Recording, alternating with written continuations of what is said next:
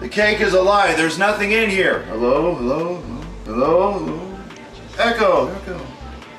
Anyway, we are ready to make a cake, and not just any cake, a very special cake for a very special occasion. It's going to be Wolf Dog's birthday tomorrow, so we're actually making it here in the house of Zajan and Rune and everybody, and we are going to make and replicate and duplicate the Aperture Science famous portal cake. So if you're ready, let's get started with making some cake. I'm in the need to feast. But we have to save it for tomorrow. Yeah. If you do not save it for tomorrow, I will have to be compelled to hurt you. I will take great pleasure in hurting you. Okay, first of all, get your fish-shaped dirt, aka cake mix. You can probably make fish shapes out of this dirt. Oh my god, good. Fish cakes. Okay, get as much as you need to out of there. Get the bag, this other bag, and dump all that cake mix down into the mixing bowl. This mixing bowl is made out of metal, steel alloy mixing bowl. I believe that would be an aluminum alloy mixing bowl. Yeah. Anyway, we're going to take 1 full cup of oil, 1 full cup of oil, vegetable,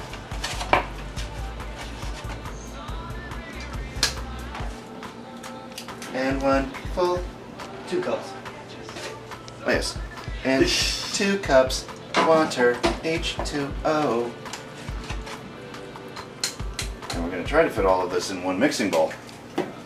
I'm currently cracking 6 chicken embryos. 6 chicken embryos, also known as eggs. All right, Yeah, we there were is gonna go. 1, 2, 3, 4, 5, 6 chicken embryos into the cake. Wow, I twitched. That was weird. It's like when did this turn into Sesame Street from the Portal? I don't know. The Sesame Portal? Sesame Portal Street. 1 Okay. egg. 2. No, it would have to be the count, but with GLaDOS's voice. 1 fish-shaped cracker. 2 fish-shaped crackers. 3 fish-shaped crackers. Ha ha ha. Ha ha ha. And we're going to try to get this to thicken up so it doesn't spill everywhere. And you would think the folks at Aperture Science would actually let us use their electronic mixer, but unfortunately, no such luck. We have to use a whisk. Well, I'll give this over to Rune to continue beating, because now my arms are getting tired. Put it down. We'll Now switch my arms are spots. getting tired. We're going to switch spots now. Do-si-do, and around we go. All right. Now, over here, Rune is going to be preparing our cake while I fill you in on what we're going to be preparing our cake into. We have 2 9-inch cake pans. We're going to need 3 cakes, so which that means is that's going to have to be divided between those 2, and the rest of it will go in a 3rd round that we'll be baking all 3. Then once they're completely cooled, we're going to take this cake leveler here and level the tops of all the cakes until they're completely The same height. the same height. Yes. 1, 2, 3, 1, 2, 3. You want to make sure that they're even too. Yeah. These cake levelers are a godsend to have if you're making Goodness cakes. gracious, yes. Mainly because you can level your cake just with the greatest of ease, and they only cost $3 at Walmart. So give it 1 good whisking for good measure.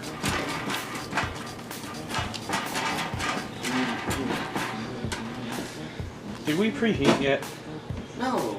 Begin. Again, probably a good idea. We're going to preheat the oven to 350 degrees Fahrenheit. If the camera would. I don't need to get it. I think they know what a 350 is. Yeah. Okay, you're going to knock all this cake batter into the bowl. More the merrier. With a lot of noise. Now we're going to give it to Rune. And I'm going to give it to Bill. And Sajan. Give it to Zajan for commence licking. Then, now pour your cake batter into the 9-inch pans like so. Make sure they're nice and even there. And with the use of a rubber spatula, Scrape off the edge there. Let's open up the oven, shove these guys in. 1 second, Sonic.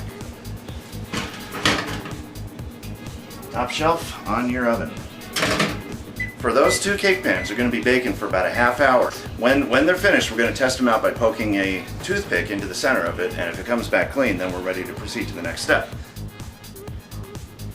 When the cake is all finished, now we're ready to level it off. And Rune has the leveler, and let us demonstrate how to level a cake with a cake leveler. Can you hold at least, like, yeah, there we go. And on top, carefully work the wire through, and just slide it across. And if it gets caught, just wiggle it back and forth like you would a knife. Yep, because when it gets to the thin side over there, well, It's going It's to gonna crumble a little, but crumble a little bit, but a little taste test never hurt. turned out good to me. Nothing that frosting can't fix either. Exactly. That's right. Now for the tops, we're going to put these aside, Yep. as we want to snack on some of this stuff too.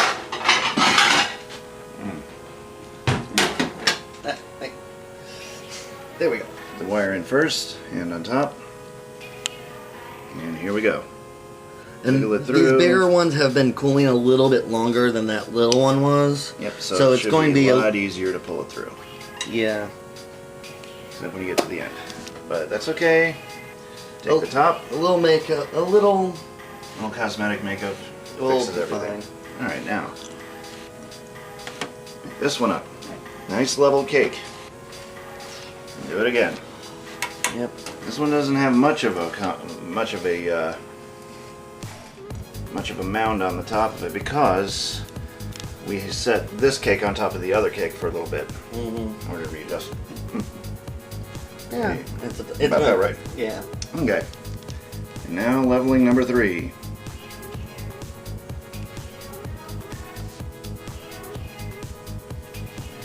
There you go. Not very hard at all. There we go. Yeah, that's really thin. Yep. But you need a thin layer against that so that you can have as much of the cake as possible. And we're going to leave this right here because we're going to use this plate as our serving platter as well. That's right. So let's get to frosting. Frosting. So, two kinds of frosting for this one Yes. is we have regular chocolate frosting, and then we have a Coconut pecan. The coconut pecan is going to be around the sides, while the chocolate is going to be our Oh, no. No? The chocolate's going to go over the whole cake.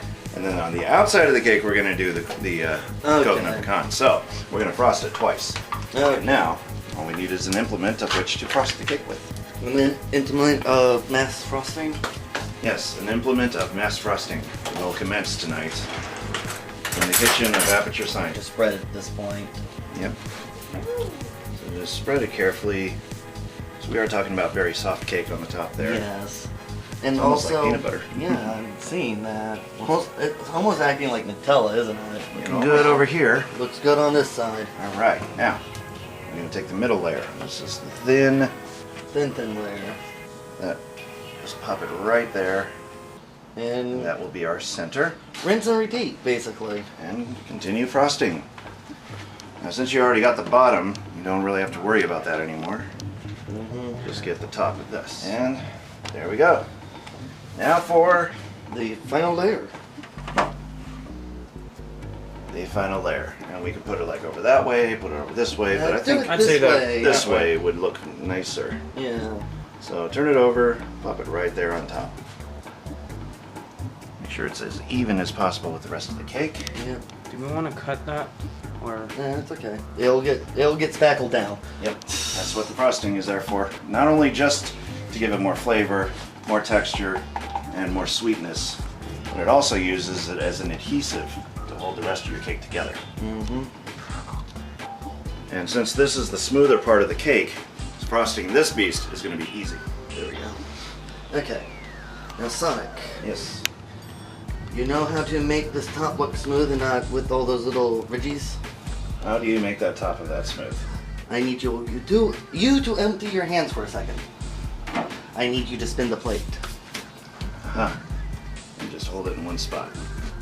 As it spins, Notice the knife doesn't move, but the plate does. And you can do this with a Lazy Susan. This will also give you a chance to see around your sides of how well you frosted your There you cake. go. That's about as good as it gets. Now, to put frosting on the outside of this, we could do either one of two things. We can either give it a try in its current state, or we can chill it in the freezer to make it firm. Let's chill it in the freezer. That would be the better option because this is still very, very soft and also very delicate. So what we're going to do is we're going to let this harden in the freezer by sliding it in here and freezing it for approximately 15 to 20 minutes. Yeah. So, make sure that there's enough leverage. There we go, put it straight. Here we go, right on top of the back of it. Into the freezer it goes, and we're gonna set it into the freezer for about 10 to 15 minutes. Let it firm up really good, and then we can frost the outside with some of this coconut pecan frosting. And this is the same type of frosting you use to make German chocolate cake. And then, after it's frosted, we get to move on to the Decorating. the decorating. And so, join us next time. We'll show you where to go from there. Oh yes, and also, after we are gonna grab the chocolate chips here and also gonna melt that down. But we'll show you how to get to that step when we get there. Right now, we're gonna enjoy some nice cake toppings. Well, cake tops. Cake tops. Tops.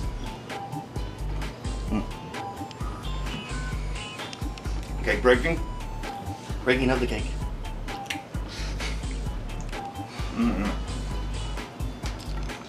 That is good cake. And now comes the time where we need to prepare our chocolate pieces. And to get those chocolate pieces on the outside of our cake, first, they gotta come from somewhere. Melting chocolate, or if you're anything like me, pick up some semi-sweet chocolate morsels. And to do so, we need a double boiler. This isn't a traditional one, but this is a cheap put together one. Right, and it will work because you need a large saucepan and a smaller saucepan. One that can fit inside. One that can fit inside the other. And so the bottom one is going to hold our water. Not too much, otherwise you're going to get an overflow. Right. So in this case, I think about an inch or two should do. Yep. I think. And then But just make sure. place the inner boiler on top of that boiler. Perfect. And now, open the bag of morsels. While he's doing that, Or if we have scissors. Give it to Rune because he has a knife and he's not afraid to use it. Ah! Okay, there we go. Take the chocolate morsels and dump the whole bag in. Ooh. now I've always been told to use wooden utensils Yes. when doing a double boiler, especially with chocolate, Oh yes. because plastic can pick up flavors. You can pick up the flavor of metal. Yep. But basically, you're going to just want to keep moving this chocolate around. Until quick. it is melted. Well, I did start with hot water, so Yep. Oh, So it will start to melt right away because of the heat.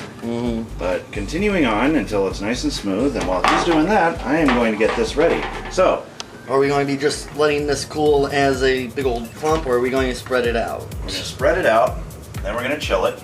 I'm going to use this blade, which will spread over and make it a nice film of chocolate onto the wax paper, and then we're going to chill it for a little bit, and then bring it back out when it's nice and firm, and then we're going to use the edge of this blade to chop it.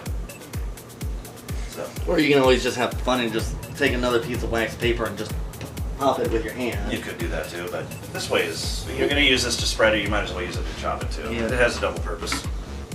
Multitaskers are always fun. Almost there. Almost got the thickness worked out to where it's nice and thin.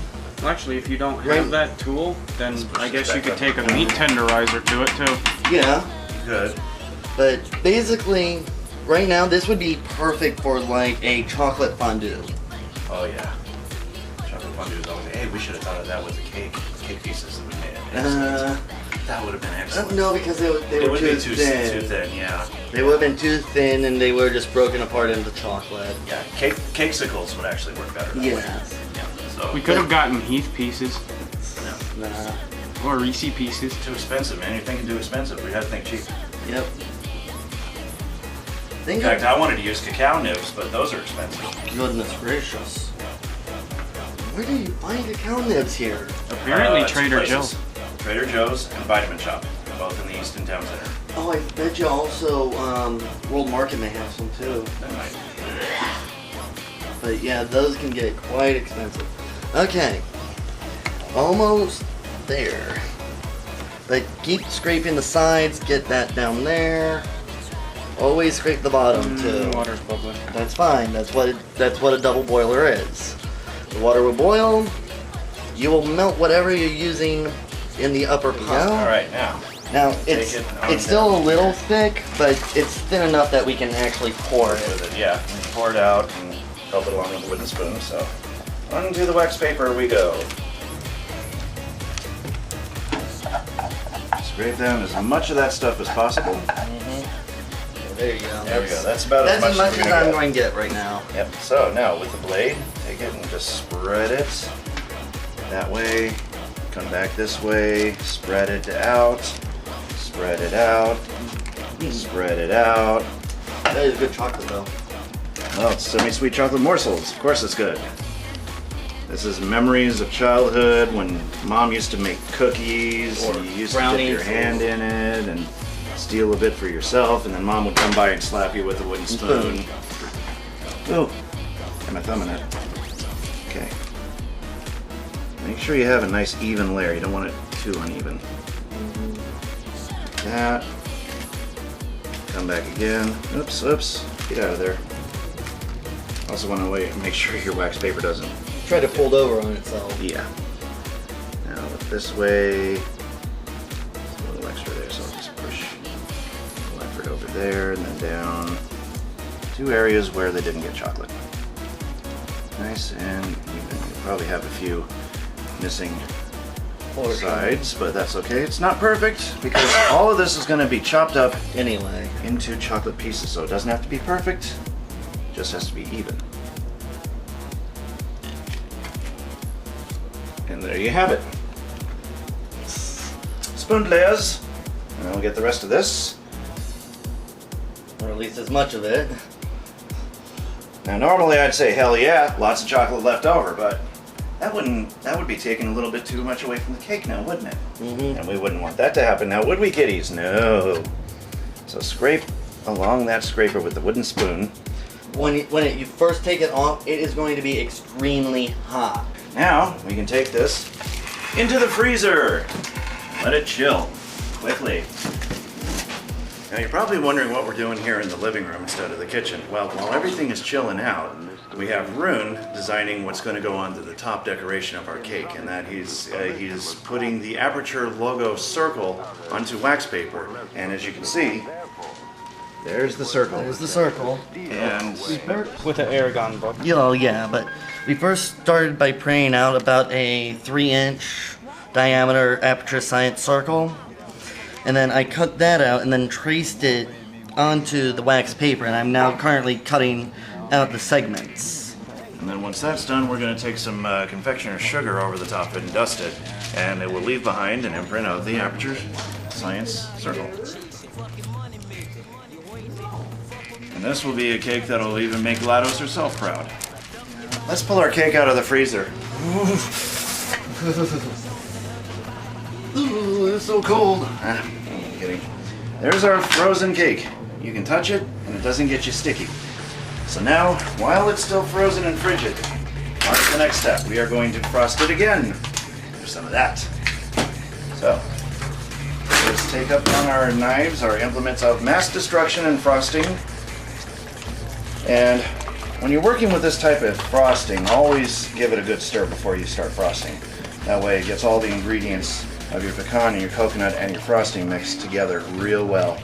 So that you can just do like this. Okay, so just take the length out and up on into the knife and frost up. That works. Yeah. There you go. Let's give this a quick turn. Okay, turn it. And frosting. Take it from the bottom and work your way up. That's the best method of frosting that you can take with a frosting like this. Start at the bottom, work your way up. There we go. I think that looks pretty good. Just a little touch, and right here. You know, while we're getting the chocolate ready, I suggest popping this back into the fry. Marry the two of these together in one canister. Nice nut. What not? Look how flimsy that is. Well, And then, here. probably a little too thin. You might want to lay it on thickly. Yeah. So, if that happens, just kind of break it down. See how flimsy that got? Yeah. Probably because it wasn't really fully frozen. Solidified. Frozen back up again, or that, or it was a little too thin. Okay. Make them all into pieces and use a knife and layer it on top of each other. And just do a rough chop, basically. Yep. What you want to do is cut them down into, they don't have to be perfect, but cut them down into nibs. When you work with chocolate, especially like this, it's always best to keep it constantly cold. So, once you have it chopped up, put it back into the freezer. For probably about another 5-10 minutes. At the littlest, 5 to 10 minutes. Probably at the most 10 to 15 minutes at the most. Yeah. The sink is starting to get full again. Yeah, it happens. Especially when you're making recipes like portal cake. Yep. Now, you want to go over how we're going to decorate it while we... What we're going to do is we're going to let that chocolate, those chocolate nibs that we just cut up, into the freezer and let them firm back up again, because you don't want them too melty when you're going on a cake. The cake is also chilling for a little bit, so that way it doesn't get too melty while we're working on it. So when we pull the cake out, first we're going to put on the nibs. And those are the little chocolate pieces that we cut up. They're called nibs. And then we're going to lay this, after it's been covered in the chocolate nibs, we're going to lay this over the top. And then Runa's going to take some confectioner's powdered sugar and go over the top of this until it's got a nice, picture of the Aperture logo. Then lift it straight up, and it leaves an imprint of it on the cake. Then after that, we're going to take this canister of Vanilla Dream frosting, and we're going to make 8 of the little dollops. And inside the dollops, in the middle, we're going to place 1 maraschino cherry. And then in the middle goes 1 tall white candle.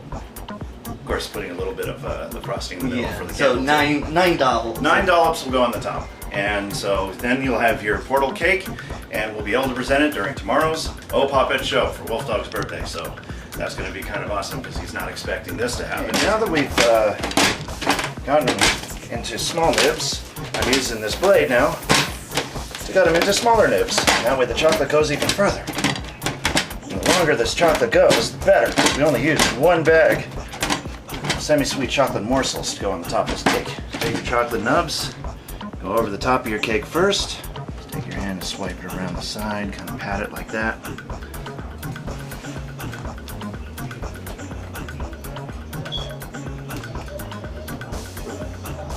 So we get as much as we can. And this is pretty much the boring part here. The messy part too. Messy, yeah. Just look at Sonic's hand. Yeah, so this part of the caking, you have to be fast, accurate at the same time. Here. The best results, folks, use 2 bags instead of 1. And probably 2 cookie sheets, right? No, you can still use the 1 cookie sheet. As long as the content of 2 bags worth of melted semi-sweet chocolate morsels is there. Fair enough. It'll just be a lot easier to chop down as you're working with thicker chocolate. Okay.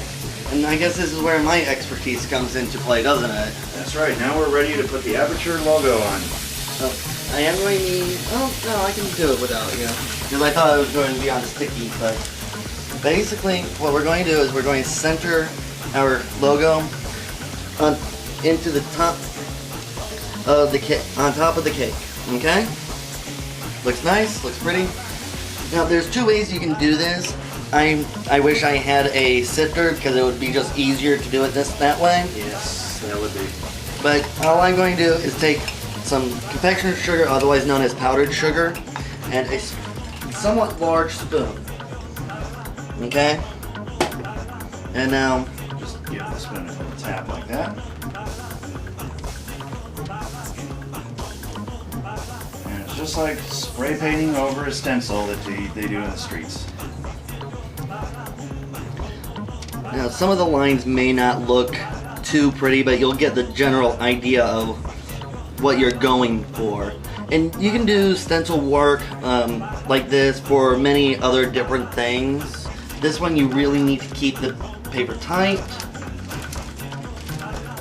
And yet, a little bit, but I mean, using a sifter would come a lot. yeah, it would have made it a lot cleaner. Yeah. But all in all, not too bad. But you can fix it with just kind of maneuvering it down with a little the handle of the spoon there. yep, Kind of clean up your edges, that kind of thing. Yep. Doing a little detail work on top of the cake. Now it's time for the dollops. Now here's how we're going to do that. We're going to take this can of Easy Frost No Fuss frosting from Pillsbury, and it's already got the starter tip on it. So all we need to do, get it started, make sure that it can get started. Yeah, give yourself a little shot. Give yourself a sample That basically works all the air. out of that Out of nozzle. So we're going to start on one of the sides of the cake. Like that. And then directly across, just like putting lug nuts on a car. That. And about there. And right about here, like so. And over here, directly across. And then in between, about halfway. Right about there, midway point. Okay, then directly across from there.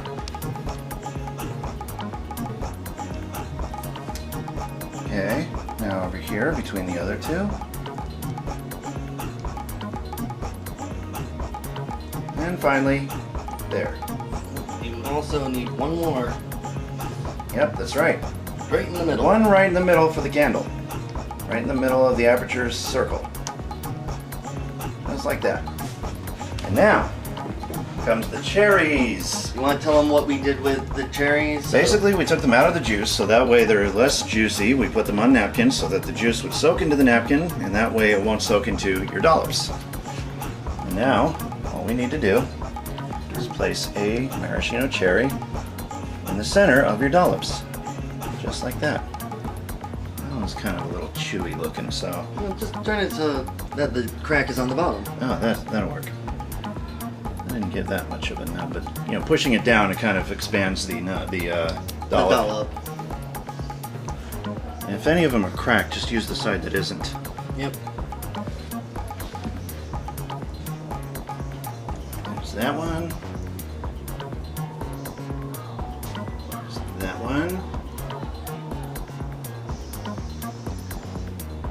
There's this one.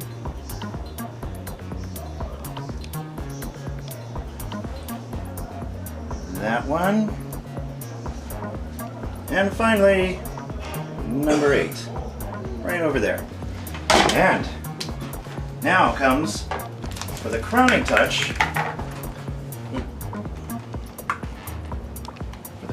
touch, we only need one candle. But most of the candles you find in the stores, I know they're all broken down now. Yep. But, No. oh, one of them lived. One of them survived. One survived. It's this one right here. Though, let me get a better looking candle together. Yeah. Basically, what you can do is, and I'll show you how to make that with. Did I bring the other candles with me? No. I'll show you here. Yeah, you did. I saw them up here a little while ago. I thought I did. Oh, wait, yeah, I did. Yep. Okay. We're just using the Betty Crocker candles, the white spiral. And, whoops, back up a little. We're just using the Betty Crocker white spiral candles. Now you notice that those are very small in comparison to the candles you find on the cake in Portal. So what we're going to do is we're going to melt the wax just a little bit and stick one on top of the other. But first, if you get the candle like this, you have to snip the end off, so that way you snip the wick and you got a nice flat level surface like that. Because as you can see, that's perfect. So now what we're going to do is reach in here for a trusty lighter, and the smoker of the house does not have his lighter, but the one at my desk. The ex-smoker has the lighter. How does that work? Okay, my what we're going desk. to do is we're going to hold it not over the flame, but close to it so it warms it up. Barely melting it, right? We're just going to get it barely melted, but you have to hold it there for a while. And And then once you got it molten, quickly grab your other one and stick it right on top while it's still hot. And then let it cool. And then when it's done, and when it's hot enough too, and I'm used to heat so I can do this. Take the wax, the excess wax, Smooth it out. smooth it out. And that way the excess wax will still act as an adhesive for the rest of that. That's if you can tolerate the heat. If you can't do it, then just wait till it cools and then just trim. So when you put your candle in, you want to grip it by the bottom candle and push. Do not push with the top one if you have to load two of them like that. And there you have the portal cake. Easy peasy, and look at how that looks. Even though we ran out of chocolate morsels, that looks good enough. That looks just like Portal as it is. So what do you say, put this away until tomorrow's O Pop-It show, when it becomes Wolf Dog's birthday, and we're going to present it to him as a birthday gift. From the cast and crew of O Pop-Its. Right over to your very own kitchen.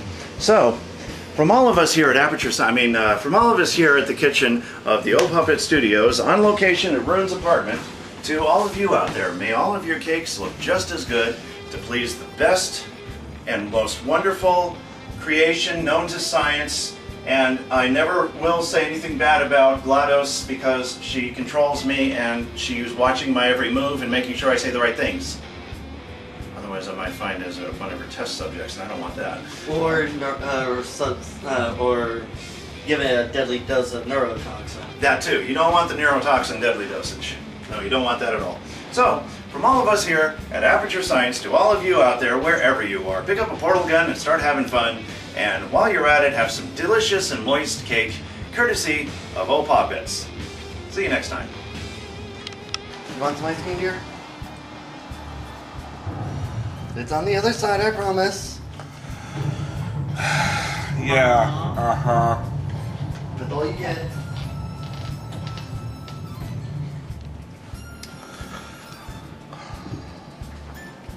That's all you get. Oh, sir. Okay then. I'll take it. It's already on. I knew that. And now it's off because you turned it off. There it goes. Oh, don't touch. Don't touch. No touchy. No touchy. No touchy. Did your mom ever do that to you? Start to reach for something in the kitchen and she's not too far away with a wooden spoon to smack the back of your hand with it? My sister did that a lot. Basically. But not to me, but to my niece and nephew. There's nothing worse than burnt chocolate. Yeah. Sounds like the name of a punk group, Burnt Chocolate. Hey, what with the burnt chocolate, alright? This is the part of the job I love. Yep. Mm.